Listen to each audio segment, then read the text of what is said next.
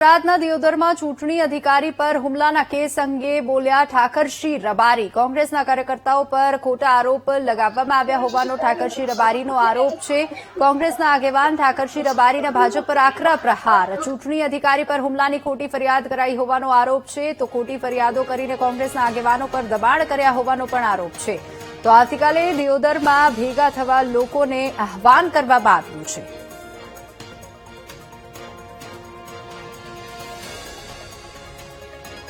આવતીકાલે વાવથરાદ અને બનાસકાંઠા જિલ્લાની તમામ પ્રજાને વિનંતી કરું છું કે આ લોકશાહીનું ચીરહરણ થઈ ગયું છે।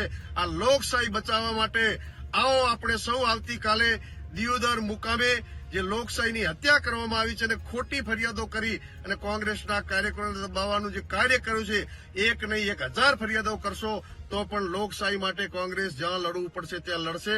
અમે ફરિયાદોથી ગોરોથી નથી ડર્યા, તો તમારા જેવા ચોરોથી અમે ક્યારે ડરવાના નથી। આવો સૌ સાથે મળી આવતીકાલે લોકશાહીના સમર્થનમાં આપણા આગેવાનો પર ખોટી ફરિયાદ કરી છે એના સમર્થનમાં આવતીકાલે દિયોદર મુકામે સૌ સર્વ સમાજના વડીલો, આગેવાનો, યુવાનો પધારો એવી તમારા ભાઈ તરીકે આ 45 પ્રદેશમાંથી 2 હાથ જોડીને ઠાકરસિંહ રબારી તમને આવતીકાલે સૌથી વધુ સંખ્યામાં આવવા વિનંતી કરે છે।